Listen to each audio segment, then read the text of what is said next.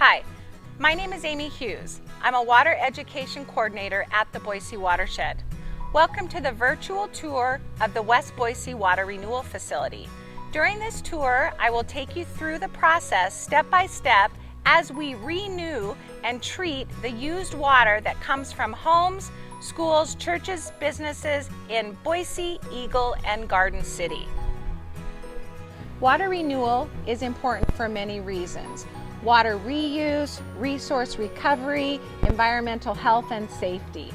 During this process, we will be focusing on how we clean and renew the water and how and what resources we are recovering. We all use water for home use, recreation, agriculture, even wildlife habitat. And all of the water is one water. I'm excited to show you how we renew that water, the processes we use to make it safe for reuse. So join me on this virtual tour as we walk through the West Boise Water Renewal Facility. The building behind me is the Headworks Building. This is the first stop that the raw sewage or influent water makes as we send it through our facility to be cleaned and treated. This water comes from different sources here in the valley: homes, businesses, schools, churches, any place that uses water. That water is ultimately piped to our facility through a series of pipes that run underneath the streets of Boise, Eagle, and Garden City. That water is then run through a different series of processes. In this building, we start the treatment process by removing grit and trash, things that should not have been flushed down the toilet or put down the drain in the first place. Once we go inside of this building, we'll talk a little bit more about what you should flush and what you should not flush and why that is so important. We are now inside the Headworks Building where the treatment process begins. On average, we see approximately 20 to 22 million gallons of water a day come through this facility. In this building, we will be removing things that should not have been flushed in the first place: trash, food scraps, sand, grit, things like that. What happens in this building is the water is sent through a bar screen process, and when we move the water through this building, we're using electricity. That is the only time we use electricity to move the water. These are some examples of what you should not be flushing. Things like Q-tips, dental floss, pharmaceuticals, all personal hygiene products. Flushable wipes, even though they are technically flushable, they do not break down like toilet paper. They're about 90% plastic and are very hard on our system. So we really ask our ratepayers, if you are using flushable wipes, please do not flush them. Throw them in the trash. The only thing that you should be flushing down your toilet is the 4 P's. The 4 P's. Pee, poop, puke, and toilet paper. Your toilet is not a trash can. The tank behind me is a primary clarifier. In this process, we will start actively separating solids from liquids. In a primary clarifier, which is about 15 feet deep and 90 feet across and holds approximately 1.5 million gallons of water, the water actually separates through gravity. What happens is the solid material, the heavier, dense material, sinks to the bottom of the tank. We call that sludge. The lighter material or less dense material floats to the top of the tank. We refer to that as scum.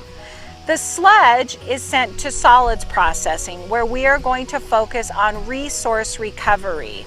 The scum, which is mainly comprised of fats, oils, and greases that comes from food waste or even human waste, is not something that's a viable product for us. So it is removed from the water and disposed of.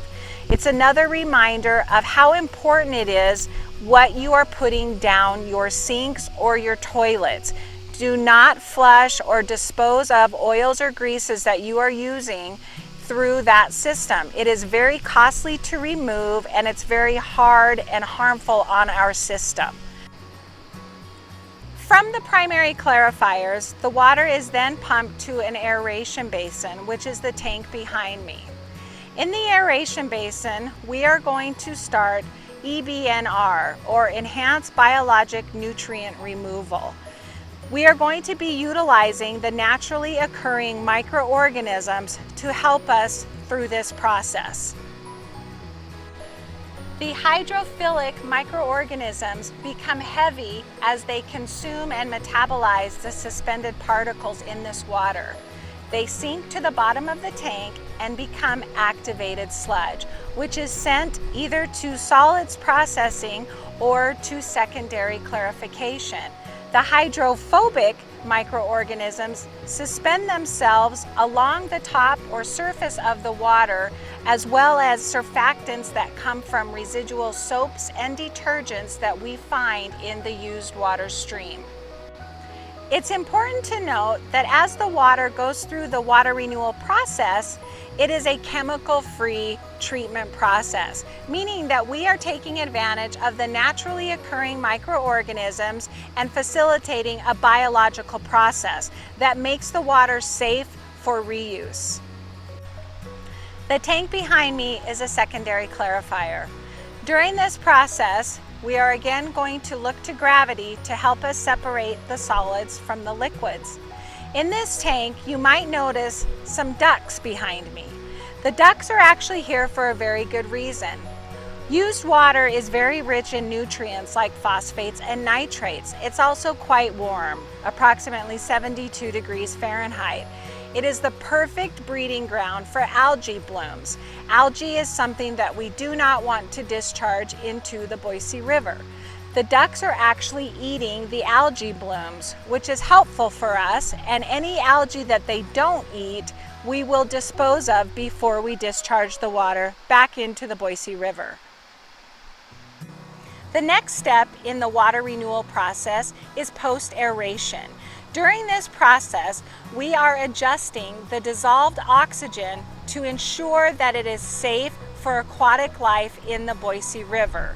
Once this process is complete, we will send the water to ultraviolet disinfection. Let's go take a look at that now. The final step in the water renewal process is UV disinfection. During this process, we utilize ultraviolet light to mimic natural sunlight.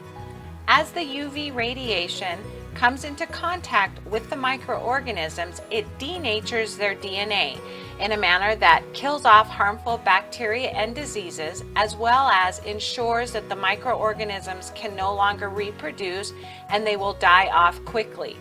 Each UV channel contains approximately 2,500 UV light bulbs, as you'll see in this photo.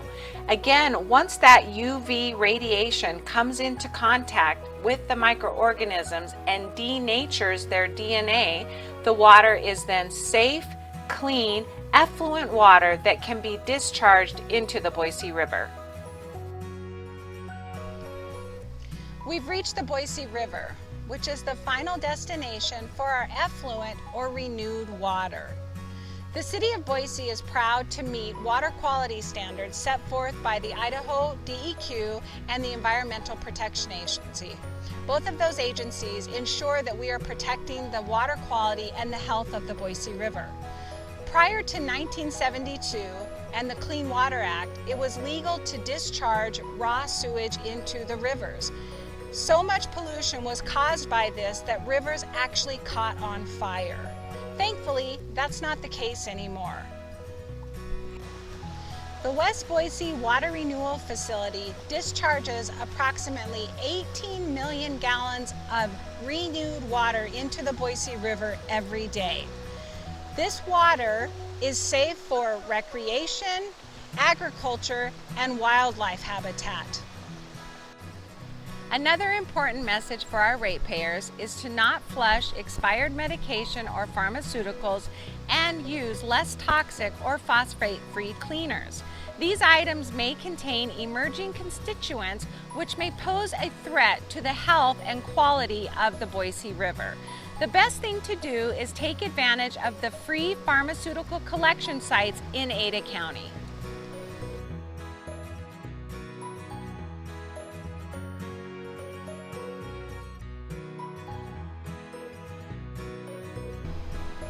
The first step in solids processing is anaerobic digestion. During this process, the sludge that was captured in the primary and secondary clarifiers is sent to one of 3 of our anaerobic digesters. These digesters are an oxygen-free environment, heated to approximately 99 degrees Fahrenheit, where 99% of pathogenic bacteria is killed as the microorganisms digest and metabolize the waste that they have consumed. They also release methane gas that we capture and utilize for future use. The end product in this process is a nutrient-rich biosolid. The methane that is captured during anaerobic digestion is stored in the tank behind me and is utilized to run the boilers in the digesters as well as heat the lab on our facility. The final step in solids processing is dewatering. During this step, we are removing any remaining water from the solids. Once this is complete, we haul approximately 3,900 dry tons each year out to 20 Mile South Farm, which is our biosolids application site.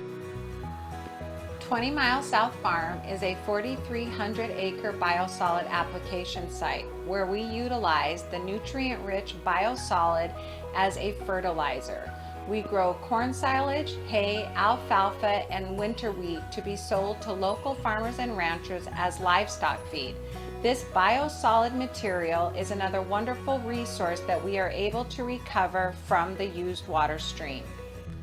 The phosphorus that is recovered at the end of secondary treatment is utilized to create something known as struvite. This slow-release fertilizer can be utilized in land applications. Struvite is unique. Only 25 water renewal facilities in the country are currently making this material. Thank you for joining me for the virtual tour of the West Boise Water Renewal Facility, where we focus on giving new life to used water. Come see us at the Boise Watershed, where you can learn more about how to become a steward of climate and water.